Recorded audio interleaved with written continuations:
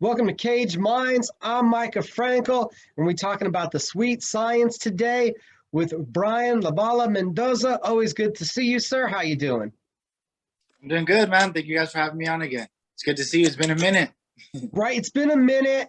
Man, it's been a minute for you. What we're looking at 10 months since the last fight. You can't get away from these long layoffs. Yeah, no, but then at least now they're kind of more expected because they're gonna be bigger and bigger fights. So those are harder to come by. It's not just me trying to get these little fights in or whatever. Since they're bigger fights, I see it as more like just time to learn in between each fight. Like even now, in between that last fight, I guess I haven't even really realized it was 10 months, but I've learned a lot. I feel like I'm a different fighter since even the last fight. Thomas Lamana, what did you take away from that experience, that victory? It was cool. I got to learn a lot from it. I got cut for the first time. Like I was able to see, after a couple rounds, that it didn't phase me. I didn't care I was cut anymore. I got caught with a good shot. We that was even early in the fight, and still went on to take the victory. So, it was more like a test of my grit and my will and everything. And I believe I won that fight because like I bit down, and I took the eighth, ninth, and 10th rounds, and that's what I feel, secured the victory. So it was cool. It showed a lot of like what I have inside. You said now that you're looking for the bigger fights, you expected the layoff. So walking out of that fight, layoff, next fight, what were you expecting after that victory? They told me that something big would be coming, and we're getting ready for it and stuff. But you know how boxing is. I don't really believe stuff until I see it. Even this fight, they had offered it and everything. I'm like, yeah, we'll take it, but I'm kind of still waiting to see if it's real, if it's true. And I just got excited as hell once I saw it. It was like something legitimately big. My big shot. You see a name like Julian Williams on the contract, not just, that they actually said it, but you're signing Yeah, that contract and it's becoming reality. What's the thoughts and emotions like for you at that moment? man, I was just really excited, man. It just like all the adrenaline and everything just hit me even right then. Um, it was just huge, man, because this is the type of opportunity I've been looking for my whole career, especially since I came to Vegas, and we've just been grinding, grinding, grinding, and it's being in the right place at the right time. Like even that fight against Lamana, I got offered that fight just because I was in the gym. They saw me like, hey, we have an opportunity for you. You want to take it? And so now, like 10 months, a year later, I'm in with PBC. I got this huge fight against a former world champion on pay-per-view on a big event. So it's just huge, man. It's really exciting. Did you even believe when you could say that you're fighting on pay-per-view? I had no idea even actually. Like even when I signed the fight, I just I knew the day. I didn't even care who the main event was. I'm only worried about my fight. So no, it was a nice little surprise for sure. How do you break down this fight? How do you go at a guy that I'm sure you've watched many times? I'm sure you've even probably dreamt about this fight before. I'm obviously expecting his best. He's got a lot to prove after the next fight, so we're gonna see like what he really has to bring because I know he's coming with everything. But it's just another fight, man. It's just another day. Like the pay-per-view stuff isn't like getting to my head. It's exciting, but it's just another fight. And then he even has a new trainer and everything, so like it's gonna be hard to like. I do believe he's gonna try to press, and at times, that's what he likes to do, and then box here and there. But we're ready for whatever he brings, and we're ready to make the adjustments too, depending on what kind of new style he brings, or if he's coming with the same old style. Like we're ready, and once we get in there, we'll make any adjustments necessary. Do you remember the first time that you watched one of Julian's fights? I don't even remember the fight really. I just remember like I've always like kind of known about him, and because I'm a boxing fan, so I just have all these fights in my head. But like it definitely nothing I would have thought of, especially I've always been a welterweight. I was always just focused on that weight class and everything. Um but no, I always thought he was a solid fighter, real good fighter, and everything. And it was crazy. I definitely obviously remember when he won his world titles. It was a huge, that big upset. But no, it is wild, to like to be in that position now. To not just be like watching these guys on TV. It's like now it's my turn, my time, and my turn to show out. It's something you've been waiting for. You've been hoping to get to this pinnacle. The move out to Vegas was crucial, as you mentioned. What does it feel like to be living the dreams and the plans that you were setting out? I guess more than anything is just motivating. You know, it's finally here. I'm finally, you know, after all the struggles I went through, even like when I came to Vegas and um, I was stuck on the shelf. I had some legal issues with an old manager, um, my original manager from back in the day, and just all that stuff, man. It's just everything. So finally seeing a light at the end of the tunnel, and now I'm actually, you know, walking out of that tunnel into those big lights. So it's huge, man. Just motivating. Everything's motivating.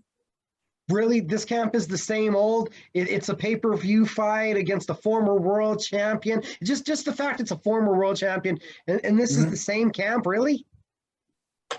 Well, it's not. I don't, that makes it sound kind of bad, but I've always treated it. You know, it's like it's the biggest fight of my life. I always go off. I've always had the problem with my trainers having to tell me to back up, try to kick me out of the gym even. But no, you know, definitely everything is still stepped up. I'm not saying it's like, oh, whatever, another fight. I'm just saying it's like, it's another fight where I dedicate myself 100%. But now I feel like all the schooling I've had with my trainer, Ismail Salas, now it's coming out. You know, I'm going on 3 years with him, and, you know, it takes a little time to really adjust to a new training and new like schooling and all that stuff. So yeah, when I say it's just another fight, I don't mean that I'm blowing it off, that it's like, it's whatever. I mean like that. I dedicate myself 100% all the time. So, um, like the hardest part is just, you know, being able to pull back and not overtrain, because that's been the hardest part for this for sure, is to not be overtrained, you know, because I grind like my body down to nothing. I give every workout, everything I have, you know, there's never light stuff or whatever. So the biggest difference, I guess, would be trying to balance just not overworking. Second fight at 154. Does it feel any different that couple pounds? It feels huge. Even in that last fight, like I think people saw the difference in how I finished the fight. Like I finished the fight because I felt better. I won that fight because I felt better. It was eighth, ninth, and 10th, you know, where I lit up and I had that second win, and I was able to bring that dog out, you know, to keep throwing punches when the other guy was, you know, thought he was gonna skate away with a win or something. But it's huge because my body kind of starts to shut down once I would get to, you know, like 50, 52, 51, 50, and then I had to go all the way to 47. That was always a struggle. You know, I couldn't drink so much as a protein shake when I was in camp. Like I could not. It was always bare bones. Everything was minimum. Obviously, you know, no weights or anything. So lots changed. I feel way stronger. Even like, you know, people that don't go to the gym as often, you know, they come in now, they see the difference. They say, damn, like you look a lot more like muscular, a lot stronger, more solid. And I'm able to, you know, like I said, yeah, it's my second fight now, 54, but now I had another 10 months of growing into the weight class, you know, because I don't have to strip down so much weight. So no, it's huge. I feel way better at this weight. Been interested in doing sooner? Oh, absolutely. Like I told you, this is going on 3 years with Salas, my trainer. And since I came to Vegas those 3 years ago, he's been telling me like, I was showing pictures of me at 147. He's like, nah, you need to stop doing that. But I was already 16-0 at 147. I put in all these years in it. So I felt like I was almost there. So I might as well, you know, push through. And then, like at the time, like I was going to sign with Top Rank and stuff, and they wanted a 47 pounder welterweight. So everything, you know, in my head, and you're just being stubborn also, like, one of the main things he taught me is that just because you can make it doesn't mean you should. Like he's the one that made Yordenis Ugas, my teammate, go up from 140 because he could actually still make 140, but he told him, "No, stop doing that. That's where his losses were at." He went up to 147, and now he's actually the super champion that they got the belt like from Pacquiao and stuff. So he went from that like a 140 pounder, everyone blew off and stuff, and now ever since he became healthy, he went on this huge run and shot up. Now he's fighting Spence. They're talking about Thurman, this and that. And I feel like it's my turn to make that same run. What is the difference in Brian as a fighter now? 3 years, there's obviously been some changes, some adjustments, some improvements. How do you describe how you've changed from the guy that we saw, like you said, 16-0, to where you've taken it the last 3 years? It's been insane, man. Too much work, like elite level work. You know, I get to learn from Erisandi Lara, like Robesi Ramirez, the double Olympian. He helps me out a lot, tips and stuff. And then Yuriorkis Gamboa, can't say it in English. Yordanis Ugas, like all these guys, it's been insane, man. Just so much knowledge around me. I'm not the same fighter at all. I'm different because I'm a lot smarter, a lot stronger, obviously, since I'm going up in weight. It's just everything. I'm healthier, I'm happier, and it's all around better fighter. Julian Williams on pay-per-view. He's the former world champion. You're the up-and-comer. How do you get in there and get some respect?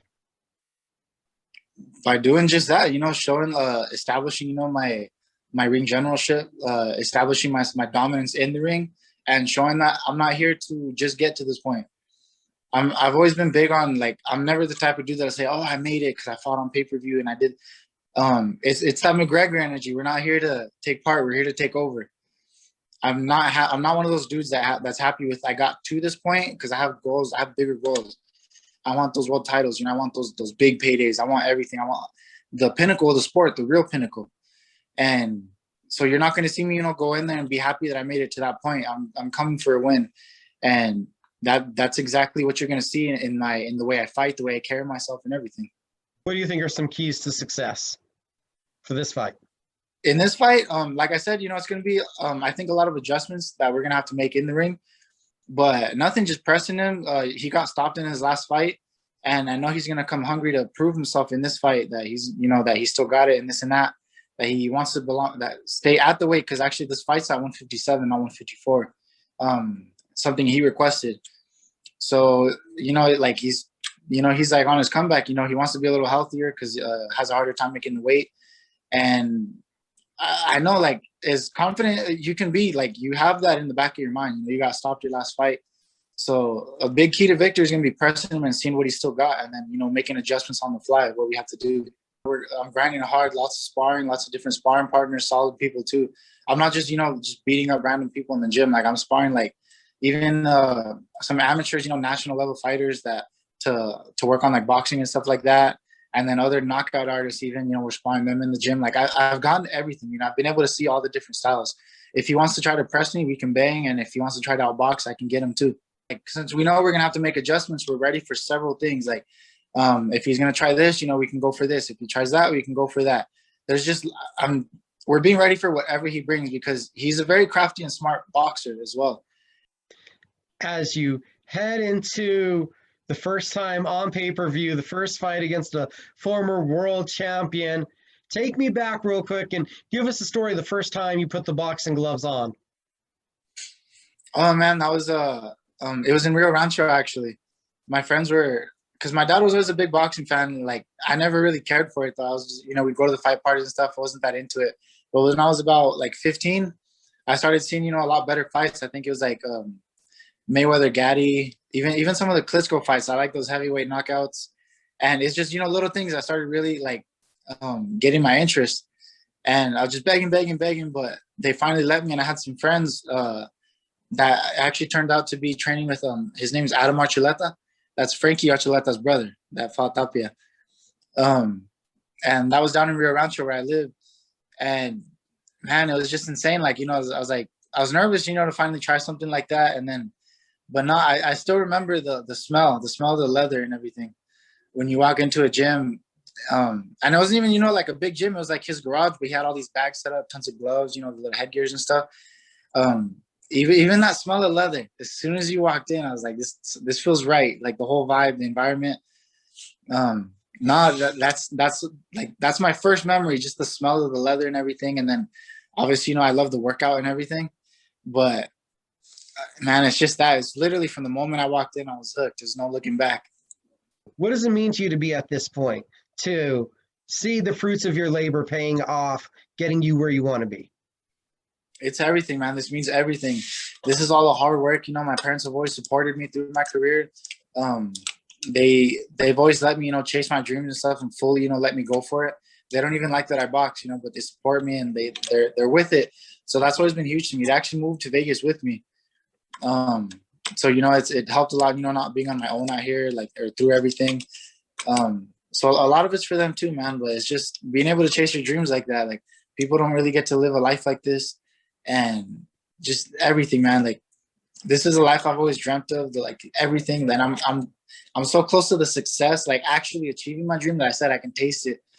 So this means everything, man. This means the world, and that's what you're gonna see on fight night. What are your takes on celebrity boxing and TikTok and YouTube dudes and all these other crazy matchups that are getting these outrageous pay-per-view numbers?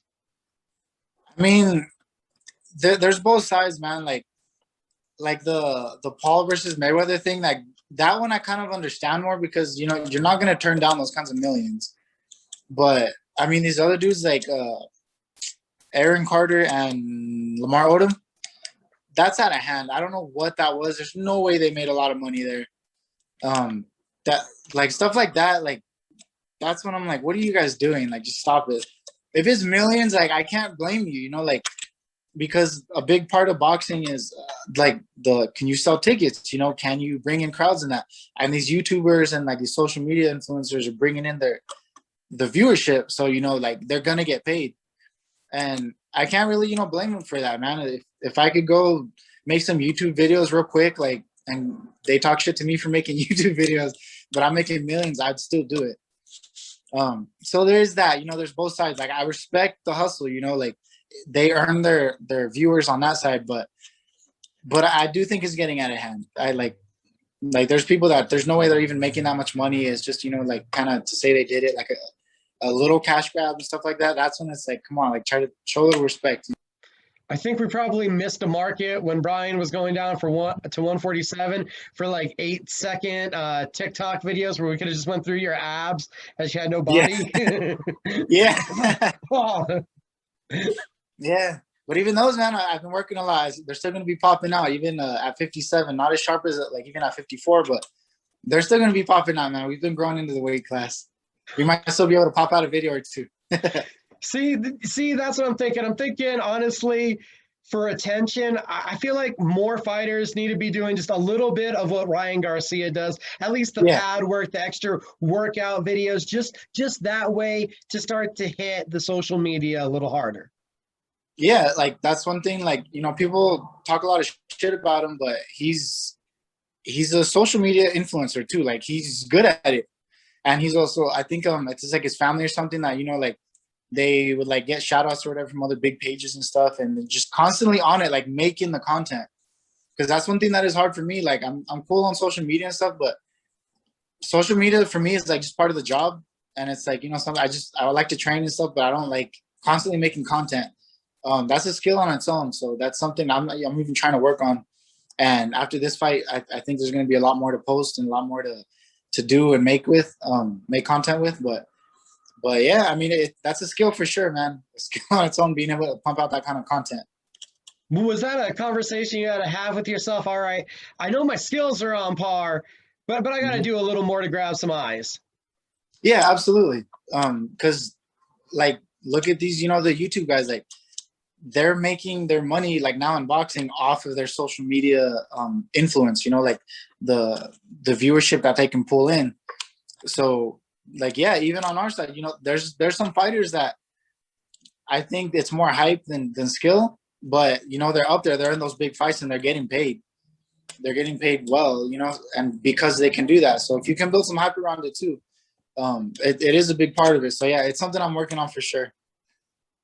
And June 26th, we see the journey continue. Brian Mendoza, who'd you need to thank? Who'd you need to shout out to? Man, so many people, man. It's honestly just everybody that's been with me along this journey, even you guys, man. It's always been Cage Minds since I was an amateur, man, since the beginning. So anybody that's been along for the ride, even jumping on now, man, let's go. We've got a long way to go, and now's when it starts to get good. So just come along for the ride, man. And real quick, as we're trying to build the social media, how can everybody follow you? I'm on Instagram at La Bala Mendoza. Same thing on Twitter, you know, all across the board. And Facebook, Brian Marino Mendoza.